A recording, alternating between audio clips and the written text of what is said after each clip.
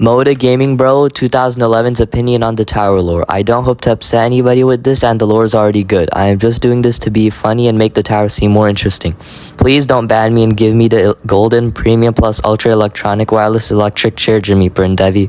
Other than that, I hope you've enjoyed this video, which took me too long to make and finish. None of this lore connects to the towers in the game currently, and any relevance to the game is not guaranteed. This is just a remastered version I made to give more curiosity to people about the towers. Passenger. We found her not too far from the train.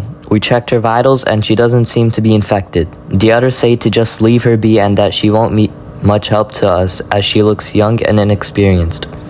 But I have a job which doesn't require much training. Plus we don't even have enough people to help us deal with the crowds outside. We need all the help we can get. We are quite desperate. Power supply board. We found a useful piece of machinery which was highly needed to help with our electricity in an infected junkyard. Broadcaster was very eager to get his hands on it. I wonder why. We have seen a higher production rate when we put these near our bolt producers. Maybe we should check that out and implement it with other technology. We certainly shouldn't forget the grand measure of casualties we faced trying to obtain it to our HQ. Archer. We found her unconscious in the woods, right by her bow and stash of arrows. We took the proper precautions before approaching and checking her vitals. She turned out fine.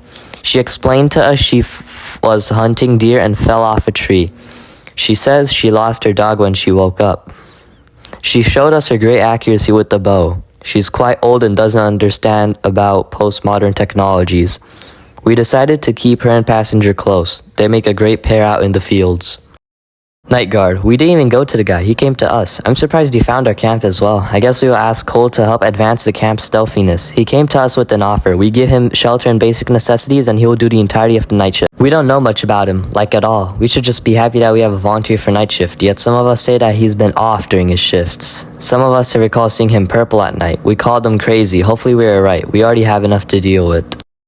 Hunter. Some old guy from Nam who claims he can use anything to his advantage. He also said he was a lumberjack at a young age and keeps an axe on his person at all times. Cole said we had a few pump shotguns left over for him to use as well, as he wasn't quite fast enough with the axe. He accepted and knew how to use them easily. All went well. He said he lost his granddaughter sometime during the start of the infection. He asks of us to help find her. We had to tell him the truth that we had much bigger priorities to work on at the time. Luckily, he was understanding and still agrees to help us. Saboteur, a college kid who wanted to join us. He was working to be an explosives engineer, but unfortunately only finished halfway through his lessons. He still seems quite knowledgeable. He said he can minimize the use of parts and make himself a detonation device with a tripwire. Glad to say it worked out well with him. He came with his older brother, Dino. He said that he used to make stuff for Dino to use. They're quite a good duo. They're both adopted. He doesn't know much about Dino. Dino knows everything about him. They are quite trustworthy on the front lines. We are really lucky to have them. Arms dealer. This guy, in my opinion, should be respected more. A lot of people don't see the potential in how much he does for us. He used to run a gun store, and he is horrible with guns, which is quite ironic. He said he grabbed as much inventory and ran to the first place he found, which was us luckily. He placed the worst on the gun tests and trainings, even worse than Passenger surprisingly. I'm still gonna have a talk with the people who speak anything bad about him. This guy single-handedly arms everybody with a repertoire of weapons. People should be more grateful for all he's done for us. Freezer. Well, this one is just sad. Firstly, he asks everyone to call him Zane, even though that isn't his legal name. He said he got the idea from some cartoon he watched. He has a lot of potential to create new weapons for us, but he is driven by his love of an ice gun from a young age. The whole team is surprised that he actually made it work, with 2 modes and everything. Not even Cole would have been able to make something like this. Sadly, it doesn't really work alone, and we find him as a liability. Expectedly, Arsonist gets quite upset when he has to fight alongside Zane. We have to prioritize Arsonist since he has more helpful capabilities. Zane might be one of a kind to slow enemies, but it gets overshadowed by Night Guard and Rail Worker. It's saddening to see this guy spend a lot of time and hard work on this just for it to not be that helpful. Arsonist. To start off with him, he gets really mad working alongside Zane. says it just causes him to waste his flamethrower gas just for Freezer to cancel it. He has great frontline capabilities, but he starts to struggle later waves and gets overpowered by more difficult enemies. He's said to call him Kai, must be his idol or someone.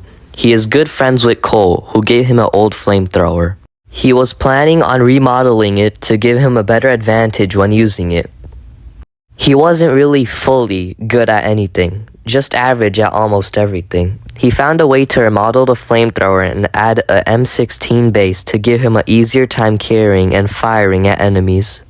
He got the M16 from Arms Dealer, another reason why he's the GOAT. Assault. Many thought she was just another passenger, yet they all were surprised when they saw her experience with that AK-47. She used to be in the Marines and did a few operations in Iraq. She also stole the AK-47 from the Taliban, which is quite nice since it was one of the weapons that Arms Dealer didn't have. She let Arms Dealer borrow the AK-47 to create blueprints of it. In return, Arms Dealer gave her a P90. Now that they had a reliable source of AKs, Assault believes it's a good idea to give the extras to trustworthy people with somewhat experience with guns. Baseballer, youngest guy here. He was just playing baseball when the infection happened. Luckily we found him, but we were more surprised of how well he was able to defend himself with just a basket of baseballs and a bat. He surely could implement some technology and put his skills to use on the field. He was quite sad as he couldn't find any of his friends or family. Cole came up to him to warm him up and now they are friends. Cole also made a baseball-like bomb, which explodes on the second impact. Baseballer deemed himself more powerful than people first anticipated. Doctor. This guy seemed heavily useful when we first found him, just for him to later admit he cheated on all of his medical exams. He still holds some medical knowledge. Surprisingly, he knows that there's a way to cure this infection. He just hasn't gotten the right materials to make it yet. He holds some good medical expertise, even for somebody who cheated on their exams. He said right before the infection started, he made his own version of a stim gun. He wields it everywhere he goes. He's also digging into our rations, specifically the caffeine portions. This can't be healthy. Machine gunner. This guy's really strong. He was a machine gunner for the Marines. His name is Kelly. I'd love to hear him spit some bars. He goes to the gym almost daily with Arms Dealer. Quite interested what Arms Dealer is doing there. They became friends and Arms Dealer gave the man a M60 machine gun. Arms Dealer was heavily surprised by how easily Kelly was able to use it. Kelly and Cole came off a bad start. Started off with Cole calling Kelly a steroid abuser for his buff muscles. In response, Kelly ended up ripping off the minigun off of Cole's chopper prototype. I guess we are going to have to delay that. He was able to lift it with ease, even shoot aerial enemies with it. Cole was quite impressed, yet they still remain strangers to each other. He is great for the final waves. Bolt producer. We found it chained up in a junkyard. Maybe it was somebody's failed experiment? Anyways, Cole got it all fixed up and it is a great asset for us to have. This thing is solely the reason why we are able to defeat the waves of the infected. This is one of the perfect all-rounders, only for people who know how to use it. It could take skill and great predictability on how to invest in this machine wisely. We had to fire a bunch of commanders, mainly because they caused breaches from over-investing in this machine. Nowadays, we like to keep smart commanders who know how to equalize the input of resources into the machine and into our defenses. Dispatcher. We found her trapped in a locked train. She said she went unconscious during the start of the infection and when she woke up, she lost her keys. Quite odd to hear, but her vitals are safe, so we decided to recruit her. She knows a lot about these trains, so we decided to give her the authority to command our trains if she's available. Her commanding skills are grandly helpful as we have seen our trains being more efficient and hardworking when she's there giving orders. We have to make sure to give her the largest portions of the trains as it will be more efficient and useful on the front lines. She also has a whistle which instantly summons a train. We have no clue how this is possible.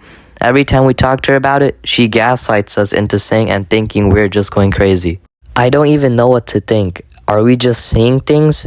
At least this benefits us. Nothing has been normal in our base. Broadcaster. This guy chose to be a motivational speaker as his career. Not like those are important anymore. Now, he is a morale booster for our soldiers and a lot of people like him. He has a speech impediment, which is quite ironic.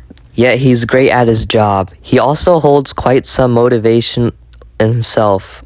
When he gets called for emergency, he slams down a radio tower project. He holds some heavy engineering powers, yet he says he doesn't like engineering. Well, at least we have Cole. He is also eager to get a power supply board near his radio tower. He says it's the sole component to making it work. This guy's skill set is unpredictable yet powerful. It's nice to have him on our team. His main friends are dispatcher and arms dealer.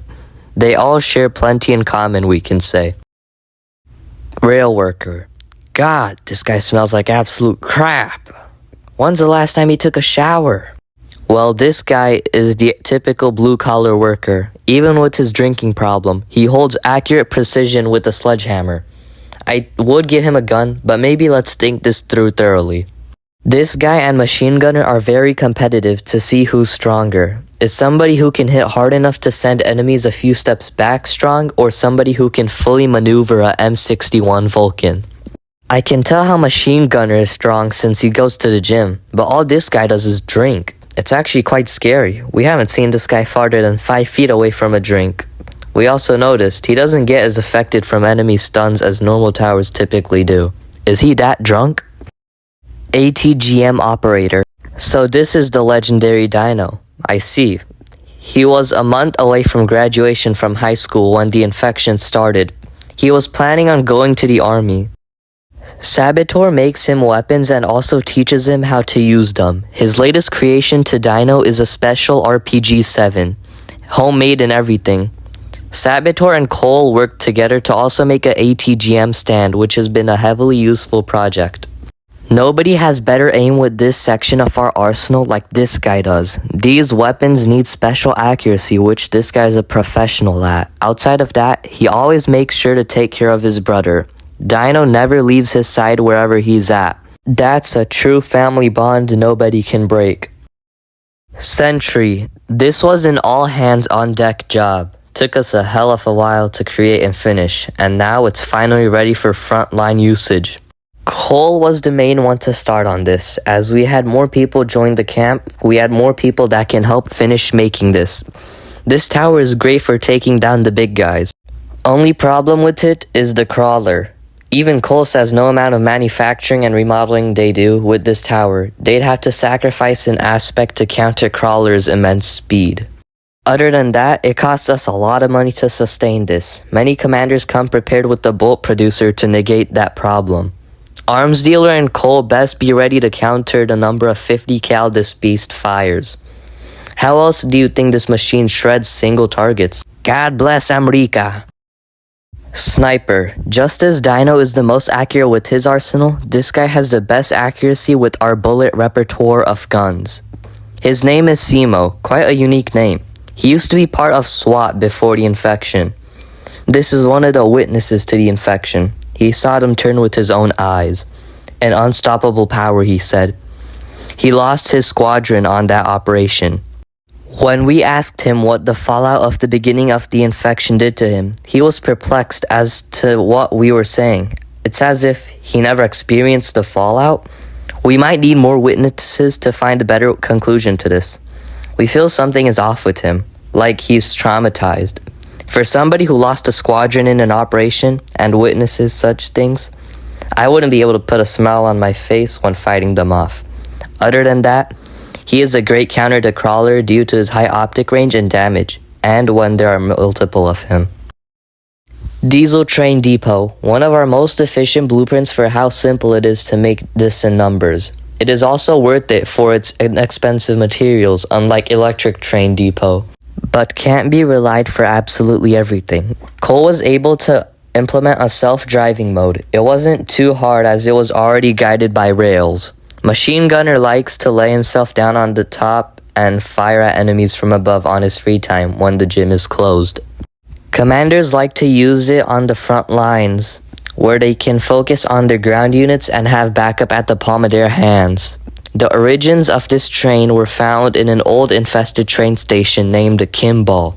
We didn't see too many infested guarding this masterpiece, so we didn't use too many explorers for the job to go fetch us the train. Nowadays, the only problem trying to sustain this train is gas. Even before the infection, gas prices were at an all-time high. Now the problem is that we can't find gas. Electric train depot. We had only found one single unit of these. It isn't even ours. It was a train passing from Yugoslavia and stopped here right around the beginning of the infection. Seemed highly mechanized and infrastructurally strong. They really know their stuff. Wonder what they are about. We took it to our base and copied its blueprints. We had to make sure to give it a safe transport, as anything that could damage an aspect of this before the copying of the initial blueprint would tamper with the future trains. This one already came with an autopilot feature, but it was locked under Yugoslavian stations. Cole spent a really long time hacking into it, giving us permissions. Those guys are hella futuristic compared to the rest of the world. One of the main changes that makes this different from DTD is the fact that it has a lot more structural strength before being taken down. But it is surely way more expensive to sustain. Cole also installed an upgrade, some sort of plasma field, one of his best inventions for sure. Our commanders often speak of the great comebacks they gained from using this train. Only setback they explain to us is that it is hard to use it instantly. I guess good things come to those who wait. RARP, military-grade transport train found right at our base. Didn't have much use until Cole came up with the brilliant idea to install an artillery cannon on it. This project was one of the hardest to code. It required materials which we didn't have. We had to search around a 72-mile radius of our base to find the sufficient amount of parts for this. God bless the brave soldiers that took on the challenge, and the ones who died through it. Cole dreads the most out of us for the casualties caused by the mission. Lost a lot of good souls. He hopes all the commanders know what sacrifices had to be made in order to obtain the destructionistic powers of the mighty RARP. Cole implemented some really hard-hitting shells for its ammunition, especially for the later and more updated versions. Hard-hitting destruction at its finest. Like always, Cole made sure to give it autopilot. He fears he will be more guilty if more casualties or incidents occur. We tried to tell our commanders to attach these to the DTDs instead of ETDs, as it gives them more control on how to set it up in the most beneficial spot. Cannoneers, one of Cole's favorite hobbies, going out on the front lines with his buddy Bill. They both arm one of the, if not the hardest hitting weapons out of our whole damn repertoire of weapons. Many get surprised to see that it's not even tactical. It's more practical. Even though we warn him of the dangers of going to the front lines, he deserved to have a bit of fun for all the hard work he has done for us. Bill, on the other hand, runs this cannon as a secondary with Cole. They founded this in the back of the RARP before we modified it. He says every enemy he kills is for every casualty we went through for the making of RARP. He even modernized it a bit to create cannons that split into unpredictable pieces of shrapnel for a scatter shot.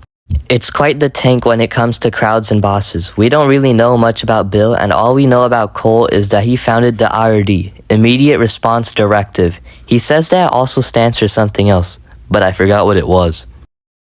Chopper, one of Cole's heaviest projects. The time ended up being very rewarding to get this potent piece of equipment to our advantage.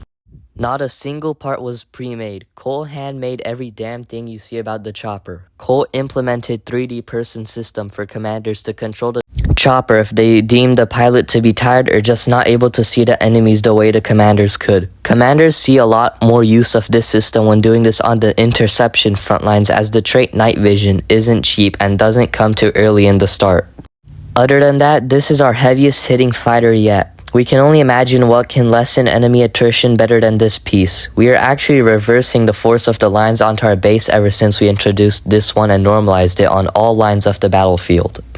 Our people can finally have a break and try to live life like it was, until we have more lines to defend. But any problem for the future is the solution we will find in the future. Firstly, I want to say sorry for how long it took to make this video and all the mistakes in the recordings and in the slideshow that were made. Every possible thing that could have delayed this video happened, sadly, and I tried my best to keep up, especially since CapCut wasn't working for some reason. I had to get my phone checked out at T-Mobile. I really hope you enjoyed this video, and please tell me if you have any suggestions to any other videos. My next idea is finishing my previous series and then starting a whole lore series about enemies. Other than that, I hope you enjoyed and see you next time.